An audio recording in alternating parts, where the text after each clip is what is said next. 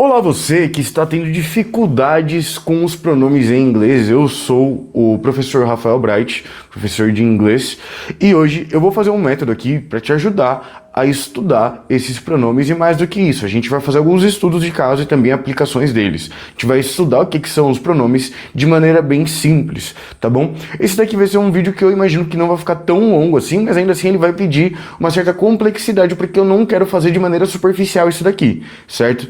Então eu vou explicar todas as formas de se usar os pronomes, tanto os pessoais quanto possessivos, enfim, vocês vão entender o que são, como eles são utilizados, e para isso eu vou precisar da sua atenção. Então não fica pulando parte do vídeo, eu não vou ficar te enrolando, não vou ficar promovendo muita coisa, certo?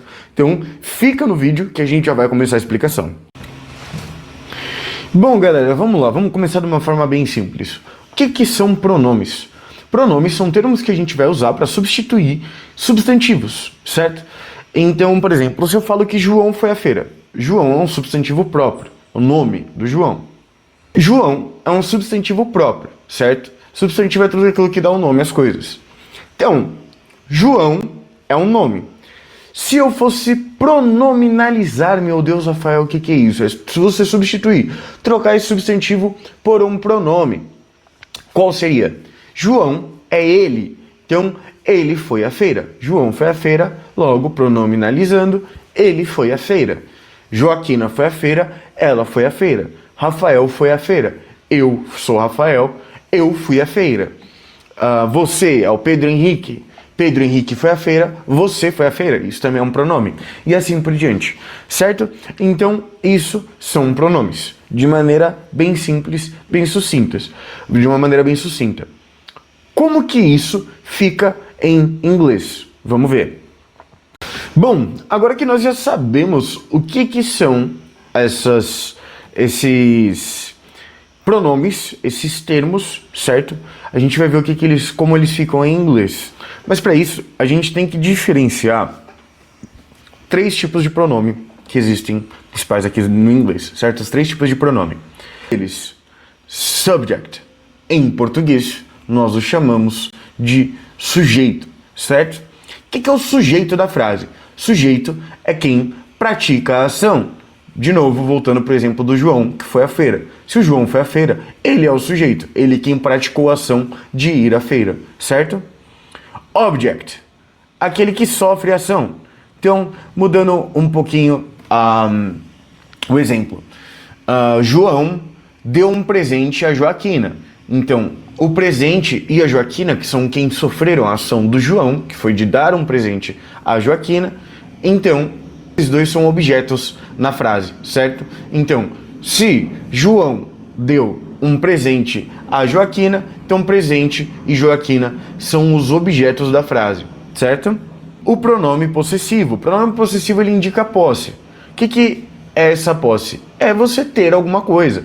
Então, se eu falo que João bateu o carro dele, esse dele é um pronome possessivo, que indica que esse carro é do João, certo? Muito simples. De uma maneira mais simples ainda, a gente tende a ver o sujeito no começo das frases. Isso serve tanto para o português quanto para o inglês, mas sempre vai ficar no começo da frase? Não. Bem como o objeto tende a ficar no meio ou no final da frase. Sempre é assim? Não. A gente sempre vai ter que ter essa noção de quem está praticando a ação, bem como quem está sofrendo essa ação. Então é bom que a gente tenha isso em mente para conseguir colocar esses pronomes de maneira correta na frase. É uma noção que com o tempo você vai ficando meio que automatizado, porque a gente faz isso no português também, certo? Então se eu digo, por exemplo, que eu cozinhei, notem, eu usei o eu. Só que se eu digo que a Joaquina cozinhou para mim, esse mim está indicando que eu sou um objeto, que eu estou sofrendo alguma coisa. E ele está indo parar no final da frase. Nem sempre está no final da frase, mas comumente está. Então, esse mim do português também está indicando que eu sou um objeto, certo?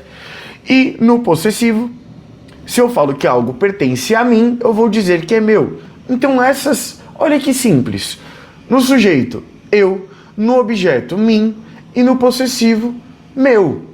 É simples assim. Tudo isso para falar algo que a gente já entende no português.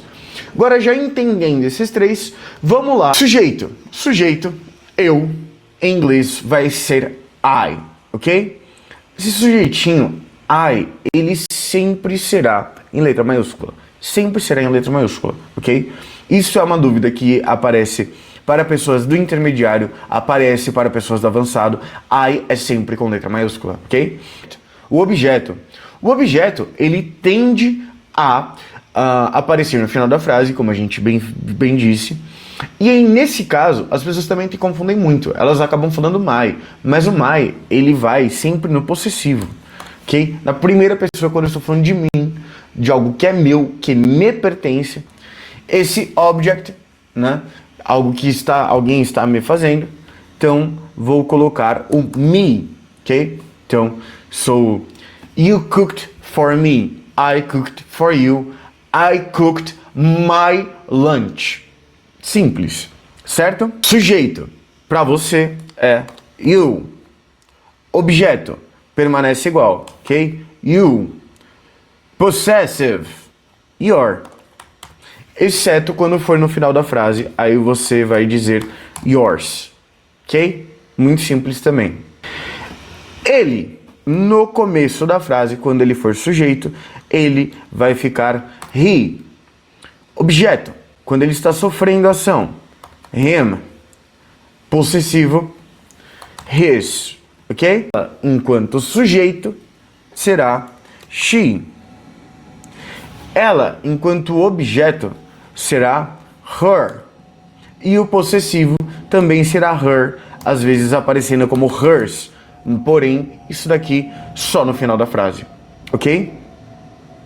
Objetos, aparecendo aqui pra gente como neutro, certo? Porque ele independe do gênero. Ele vai aparecer pra gente sempre falando então de objetos ou animais. It, ok? It. Objeto dele, it. De novo, de animais ou objetos, it. E possessivo, its, ok? Bem simples, bem fácil. Nós, enquanto for sujeito, we. Quando for um objeto, us. Quando for no pronome possessivo, algo que é nosso, our ou ours, ok? Eles, they. Lembrando, aqui, eles ou elas, certo? Esse carinha aqui também é neutro, ele não tem um gênero, tá? A gente já vai falar um pouquinho mais sobre essa questão de gênero mais pra frente. No caso de objeto, they, them, ok? Com um Mzinho no final. E possessivo, o possessive, their. Alguns cuidados que a gente tem que ter. Nessa pronúncia desse carinha aqui, ó. Sempre her, ok? Her. Não é hair, não é here. Her. E falando um pouquinho sobre a questão de gênero. Pode começar, Walter. A tabela periódica é dividida em 7 níveis. Não! Se a gente quiser, por exemplo, descobrir qual é a camada para ionizar, a gente pode observar o potássio e o bromo. O que é? O que é isso? O que é isso? O que é isso? O que é isso? O que é isso? O que era aquilo, Uma louça cara? caindo. O que era aquilo? Cara? O que era aquilo? Ninguém quer saber, Você cara. não sabe. Ninguém quer saber, cara. Ninguém. Saber. Não, cara. Não. Ninguém quer saber, cara. Aquilo é... Gênero neutro existe naturalmente no inglês, tá? Polêmico, sim, tá?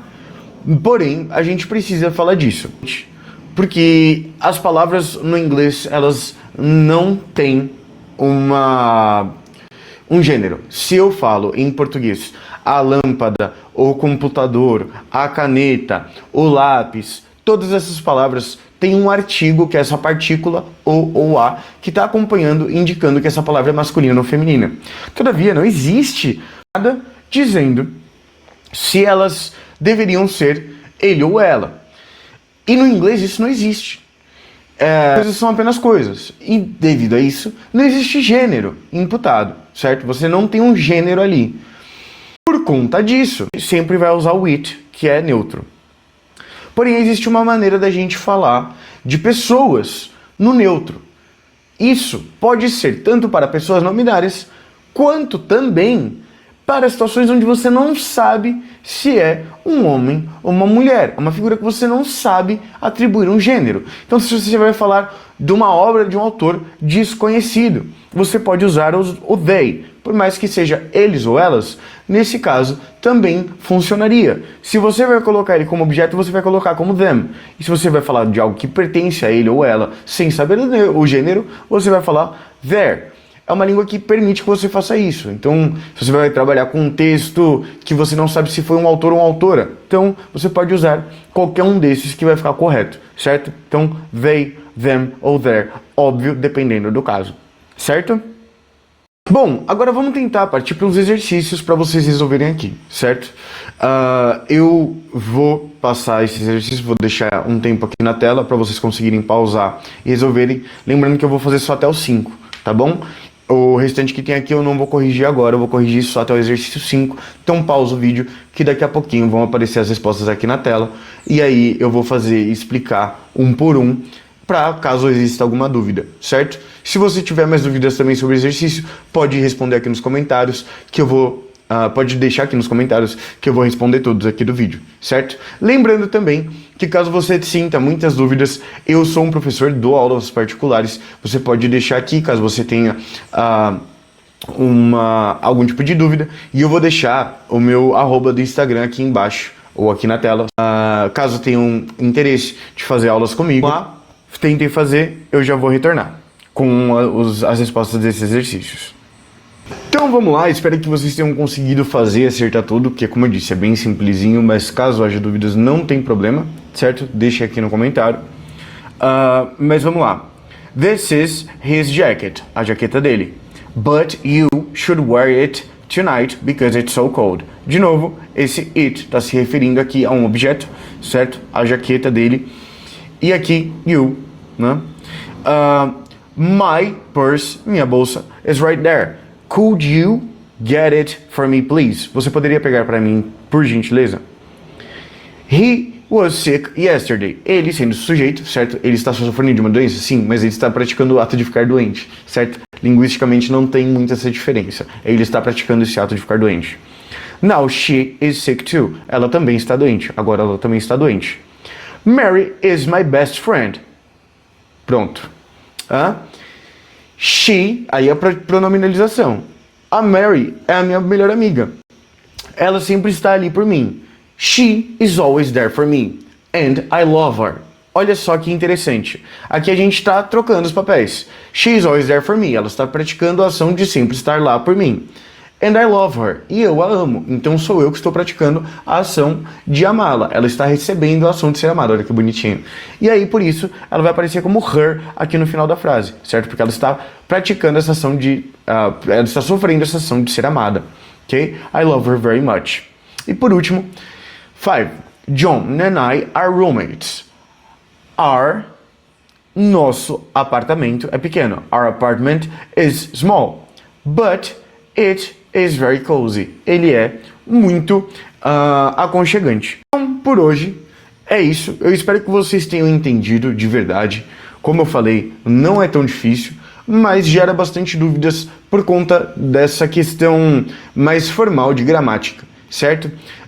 Lembrando também que eu vou deixar o meu @ do Instagram aqui para que vocês consigam entrar em contato comigo caso vocês tenham vontade de fazer aulas particulares. Eu faço aulas online, certo? Você pode checar a minha disponibilidade para fazer esses cursos online, mas caso você só queira aprender o inglês gratuitamente, tá com dinheiro curto, não tem problema. Esse canal ele é feito justamente para democratizar esse estudo do inglês. É só você me seguir, deixar um like que já paga o preço dessa aula aqui que eu fiz gratuitamente para vocês, certo?